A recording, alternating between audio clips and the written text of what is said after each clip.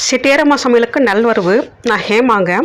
இன்றைக்கி ஒரு சின்ன ஒரு ஸ்நாக்ஸ் ஐட்டம் தான் ஒன்று பார்க்க போகிறோம். என்னன்னாக்கா வேர்க்கடலை வச்சு ஒரு ஸ்நாக் ஒன்று ரொம்ப சிம்பிளாக பார்க்க போகிறோம். எப்படின்னு பார்க்கலாம். இந்த மாதிரி எண்ணெய் கொஞ்சம் விட்டுக்கோங்க. ஒரு 3 ஸ்பூன் அளவுக்கு நான் விட்டுருக்கேன். நான் எண்ணெய் நல்லாவே காயட்டுங்க. வேர்க்கடலை வந்து கொஞ்சம் நல்லா பெருசாக இருக்கணும்.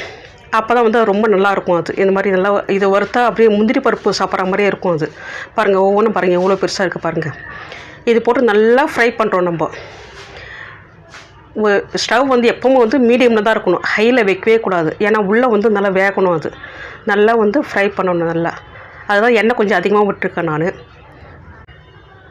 ஸ்டவ் வந்து மீடியமில் தான் இருக்குது, ஹைலெல்லாம் நான் வைக்கவே இல்லை. நான் எண்ணெய் நிறைய விட்டால் தான் வந்து அது நல்லா பொரியறதுக்கு நல்லாயிருக்கும். இப்போ பொரிஞ்சு எப்படி வெடிக்குது பாருங்கள். அந்த மாதிரி வந்து எல்லாம் வேர்க்கடலையும் அந்த மாதிரி ஆகணும். நல்லா பாருங்கள் எவ்வளோ செவந்து வருது பாருங்கள். எல்லாம் வந்து எண்ணெயில் முக்கிற அளவுக்கு தள்ளி விட்டு வந்து அதை ஃப்ரை பண்ணணும். அதுக்கு நிறைய எண்ணெய்லாம் விட தேவையில்லை. இது ஏன்னா ஏற்கனவே வந்து இது எண்ணெய் பொருள் இல்லைங்களா. ஆனாலும் வந்து ஒரு கொஞ்சம் அளவு எண்ணெய் விட்டால் போதும். அது பொரியிற அளவுக்கு நம்மளுக்கு எண்ணெய் வேணும்.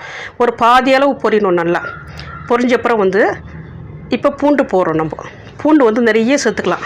இந்த மாதிரி தட்டி இந்த மாதிரி நச்சு பண்ணி நிறைய சேர்க்கணும். அது பாதி வந்து ஃப்ரை ஆனப்புறம் தான் இதை சேர்க்கணும், முன்னாடியே சேர்க்கக்கூடாது. இது ஏன்னா சீக்கிரம் இதை வந்து பொரிச்சிட்டு இல்லைங்களா பூண்டு.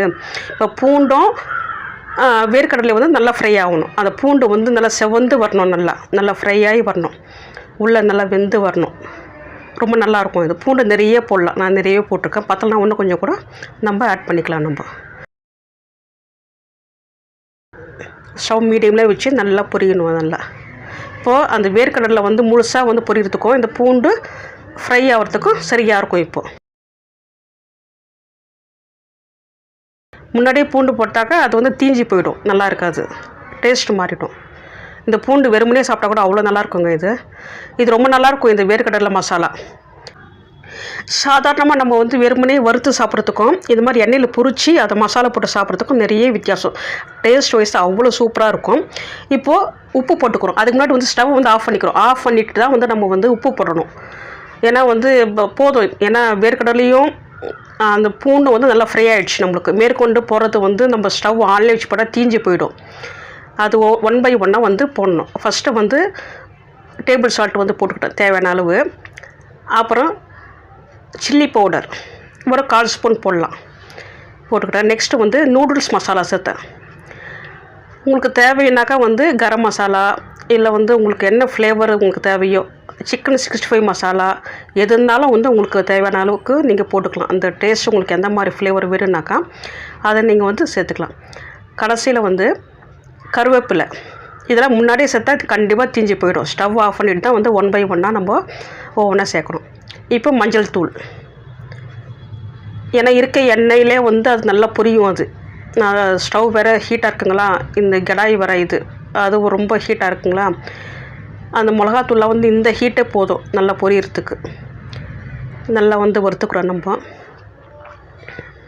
நெக்ஸ்ட்டு வந்து எள்ளு போடுறேன். இது கார்னிஷ்காக தான். உங்களுக்கு தேவைன்னா போட்டுக்கோங்க. உங்களுக்கு இந்த டைமில் பெருங்காயம் கூட சேர்க்கலாம். உங்களுக்கு ஃப்ளேவர் என்ன மாதிரி தேவையோ அந்த மாதிரி சேர்த்துக்கலாங்க. ரொம்பவே நல்லாயிருக்குங்க. இது ஈவினிங் டைமில் வந்து நல்லா சாப்பிட்லாம்.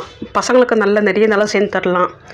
அண்டு வெரைட்டி ரைஸுக்கெலாம் ரொம்ப நல்லாயிருக்கும், சாப்பிட்றதுக்கு ரொம்ப நல்லாயிருக்கும். மசாலாலாம் இது ஒரு டைப்பு. இது வேர்க்கடலை ஃப்ரை பண்ணி சாப்பிட்றது. கடலை பருப்பு அதெல்லாம் போட்டு செய்வாங்க, கடல மாவுலாம் போட்டு அது முக்கியெல்லாம் செய்வாங்க. அது ஒரு டைப்பு. இது வந்து சிம்பிளாக உடனே செஞ்சிடலாம். ஒரு 10 நிமிஷம் கூட நம்மளுக்கு தேவையே இருக்காது. நம்மளுக்கு உடனே செஞ்சிடலாம். இந்த எண்ணெய் பாருங்கள், எக்ஸ்ட்ரா இருக்க எண்ணெயெல்லாம் வந்து நீங்கள் வேஸ்ட் பண்ண தேவையில்லை. இது வந்து உருளைக்கிழங்கு மசாலா வறுக்கிறதுக்கு அந்த மாதிரி வந்து நீங்கள் யூஸ் பண்ணிக்கலாம். இது வந்து எடுத்துடலாங்க. நல்லா ஃப்ரை ஆகிடுச்சு, எல்லாமே நல்லா ஃப்ரை ஆகிடுச்சு. உடனே சாப்பிட்டாக்கா அமுத்தா மாதிரி இருக்கும். கொஞ்சம் ஆறட்டும்.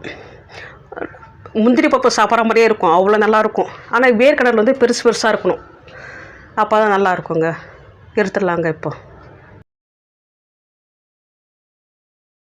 ரொம்ப சிம்பிளான ஒரு ஸ்நாக் ஐட்டம் இது.